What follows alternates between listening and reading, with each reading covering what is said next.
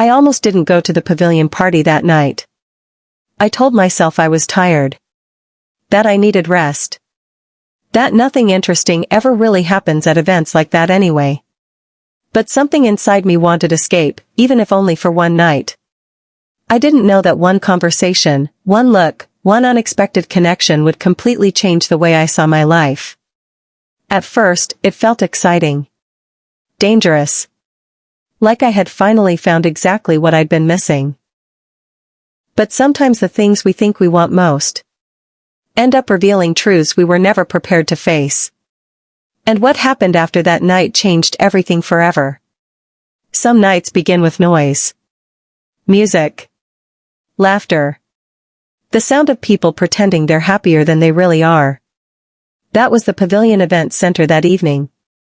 Bright lights washed across polished marble floors while expensive perfume and cigarette smoke blended into the air like a strange kind of luxury. Everywhere I looked, people were performing versions of themselves. Successful men. Perfect wives. Confident strangers. And me? I was somewhere in the middle of all of it, pretending I belonged there more than I actually did. I almost didn't attend the party. Truthfully, I had been emotionally exhausted for months. Life had become repetitive in the worst way possible. Wake up. Work. Smile. Repeat. Nothing felt exciting anymore. Nothing felt dangerous. And maybe that was the problem. A friend convinced me to come. You need one night where you stop thinking, she had told me earlier that week. At the time, I laughed it off. But standing there under the gold chandelier lights, drink in hand, surrounded by music loud enough to silence thought itself, I realized she may have been right. That's when I noticed her. She stood near the far side of the ballroom, elegant without trying too hard. There was something about the way she carried herself. Calm, observant, almost detached from the chaos around her. And somehow, that made her stand out more than anyone else. Our eyes met briefly. Then again later. And then again after that. Nothing obvious. Nothing reckless. Just the kind of silent attention two strangers pretend not to notice. But we both noticed. There's a dangerous feeling that comes from believing the universe is finally giving you something you've secretly asked for. That's how the night began to feel. Not romantic. Not innocent. Just intensely alive. By midnight, the party had shifted. People became louder. More careless. The carefully controlled masks everyone wore earlier in the evening started slipping away beneath alcohol and exhaustion. And somehow, she found herself beside me near the outdoor pavilion balcony. I've seen you watching me, she said softly. I laughed nervously. You noticed that? I notice everything. There was confidence in her voice that made it impossible to look away. We spoke for nearly an hour after that. Not shallow conversation either. Real conversation. The kind that catches you off guard because you weren't expecting honesty at a party built entirely on appearances. She spoke about feeling trapped inside expectations. About loneliness that exists even inside crowded rooms. About becoming someone people admire while secretly feeling disconnected from yourself. And the strangest part? I understood every word. For the first time in a long time, I felt seen. Not judged. Not analyzed. Seen. You know, she said eventually, most people come to places like this pretending to be happy. And you? She smiled faintly. I came here hoping to feel something real. That sentence stayed with me. Because deep down, that's exactly why I came too.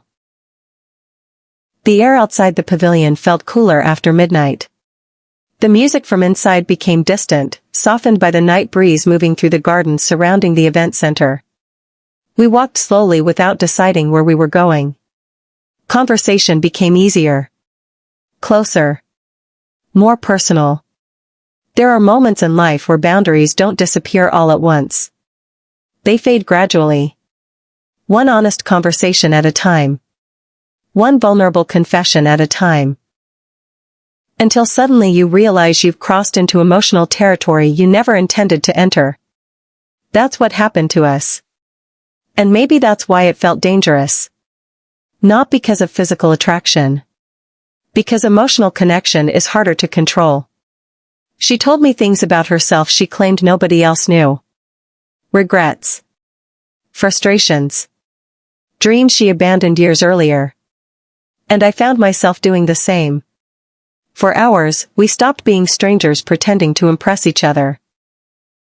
We became two emotionally exhausted people searching for relief inside a night neither of us wanted to end. At one point she looked at me carefully and said something I'll never forget. "You're not who you pretend to be." Neither was she. And somehow, that honesty became intoxicating. By the time the event began emptying out, the atmosphere between us had completely changed. The excitement of the party no longer mattered. Neither did the music. Or the crowd. Or the expensive decorations people spent the entire evening admiring. All that remained was the strange emotional gravity pulling us toward each other. But reality has a way of returning eventually. And when it does, it forces difficult questions. "What happens after tonight?" I asked quietly. She looked away briefly before answering. "Maybe nothing." The answer should have disappointed me. Instead, it made the moment feel even more real. Because sometimes the most unforgettable experiences are temporary from the beginning. No promises. No future plans. Just two people sharing.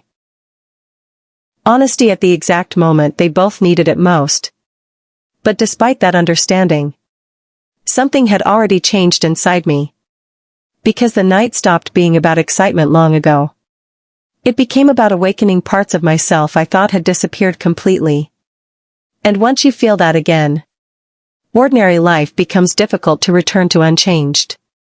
Weeks passed after the pavilion party. Life returned to normal on the surface.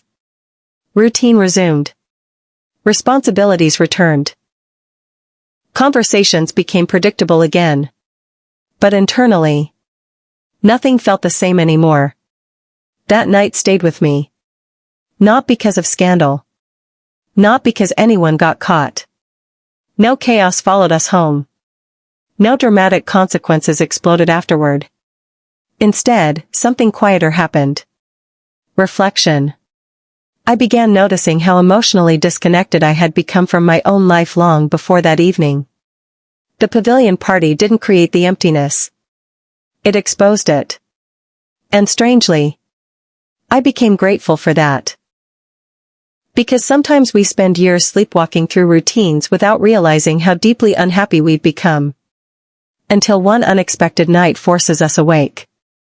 I never saw her again after that. Maybe that was for the best. Some people enter your life briefly not to stay forever, but to reveal something important about who you've become. And she did exactly that.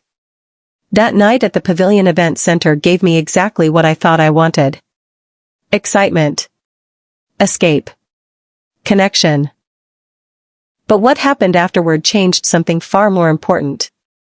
Me. Looking back now, I realize the pavilion party was never really about excitement. It wasn't about temptation.